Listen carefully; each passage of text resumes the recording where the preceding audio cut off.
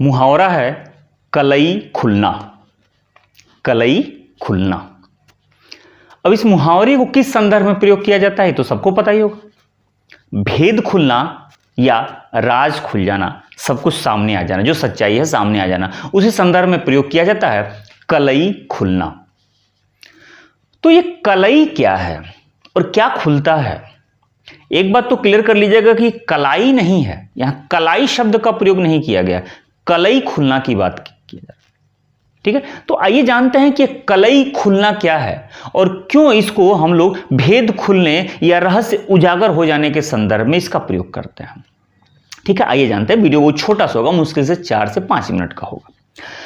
और एक बात और बता दूं, अभी मैं बहुत सारे लोग वीडियो पे कमेंट करते हैं ये कि सर आप हिंदी पढ़ाते हैं या अरबी फारसी, बहुत सारे लोगों का कमेंट आया।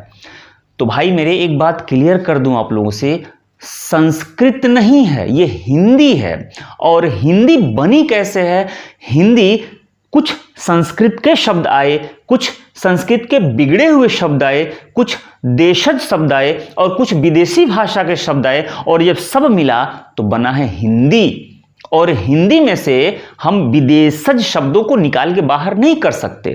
हिंदी में वो सारे शब्द मिले हुए हैं। हम दीवार तो कहेंगे, हम दिल शब्द कहेंगे, हम चादर कहेंगे, हम तकिया कहेंगे, आप इन शब्दों को तो नहीं निकाल पाएंगे ना। और इन्हीं शब्दों की बात की जाएगी। जब हिंदी की बात करेंगे तो जाहिर सी बात है भाई, जो हिंदी में शब्द उनकी बात तो करना पड़ेगा। और खासतौर से बहुत सारे मुहावरे जो हैं वो अरबी फारसी से ही आए हुए हैं। तो आइए, ये जो कलई शब्द है ना, कलई, तो कलई शब्द जो है वह अरबी का शब्द है और अरबी के शब्द को टूटते टूटते हिंदी में आया हुआ है। अरबी का शब्द क्या है? मूल रूप से यह शब्द जो है यह है कला ई। इस तरीके से ध्यान दीजिएगा, कला ई, कला ई।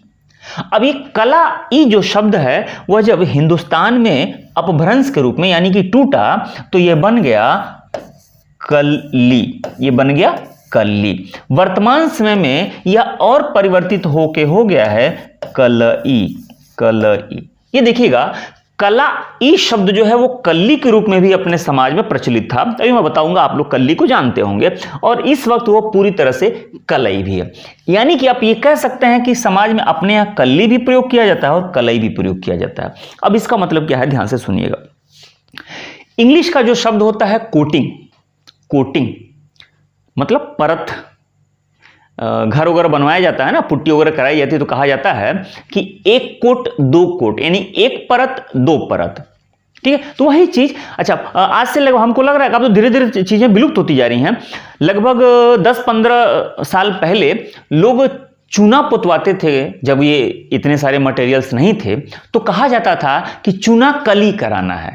याद कीजिए, अगर आप लोग जानते होंगे तो चूना कली कराना है, वही कली है, चूना कली कराना है। तो चूना की परत लगवानी है, यानी कि दीवार पे चूना पुतवाना है, चूने की परत चढ़ानी है। तो अब समझ में आ गया होगा कि कला ई, कली या कलई का मतलब परत होता है। ठीक है, किसी चीज पर किसी चीज की परत चढ़ाना, उसको कलाई या कली या कलई कहा जाता है। इंग्लिश में इसका है कोटिंग।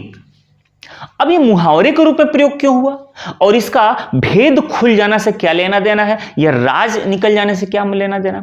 तो देखिए, अरब के क्षेत्र में ये कला होता था, और कला क्या है, वो बर्तनों पे एक तकनीक है। ये तांबे या पीतल के जो बर्तन होते थे ना, वो बर्तन खुरदुरे होते थे। तो मार्केट में जब बेचना होता था, एक बहुत बड़ा ये बिजनेस है, उद्योग है, अपने भारत में भी है।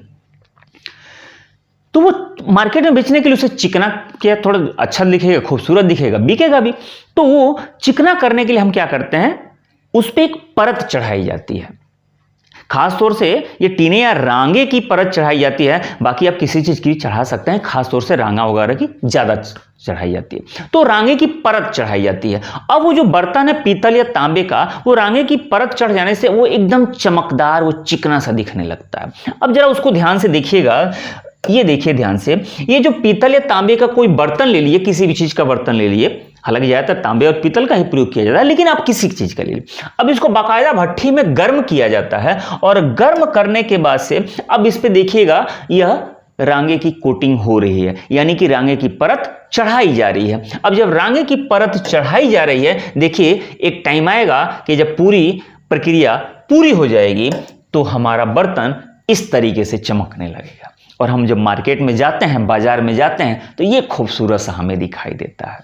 बात समझ में आ गई ना? इसका प्रोसेस है। प्रोसेस क्या था? पहले भट्ठी में देखिए क्या था, सीधी सी बात है, ये भट्ठी में पकाना, भट्ठी में पकाने के बाद से वो परत चढ़ाना, और जो ही परत चढ़ जाएगा तो बर्तन हमारा खूबसूरत दिखाई देगा। लेकिन जब हम खरीद के लेकर के आते हैं, और खरीदने के बाद से साल, 2 साल, 10 साल, 20 साल, जो भी जितने दिन आप जितना जल्दी खराब कर सकें ये आपके हाथ में, जब बर्तन यूज होने लगता है तो धीरे धीरे जो परत है यह उतर जाती है। अब ये देखिए परत उतर गई। अब जब परत उतर गई तो उस बर्तन की असलियत सामने आ गई। अब असलियत देखिए सामने आ गई, किस तरीके से धब्बा दिखाई देने लगा। अब जो रियल धातु था वो हमारे सामने आ गया।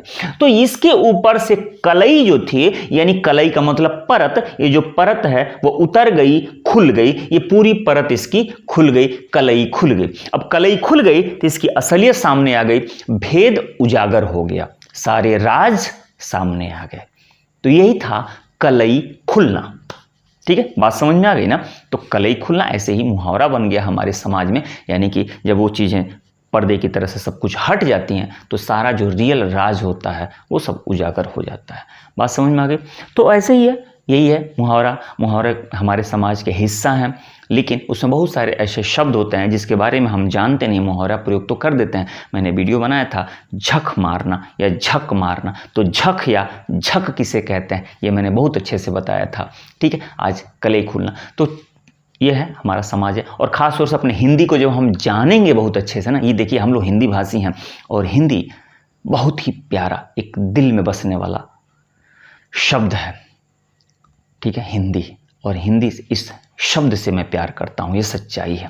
तो इस शब्द को, हिंदी को, और अपनी भाषा को, हमारी जो भाषा है हिंदी, इसको मैं बहुत समझने की कोशिश करता हूँ। जाहिर सी बात है, समझने की मेरी कोशिश ही है कि सारी वीडियो मैं बना पा रहा हूँ। चलिए, कैसा लगा ज़रूर बताइएगा कमेंट करके।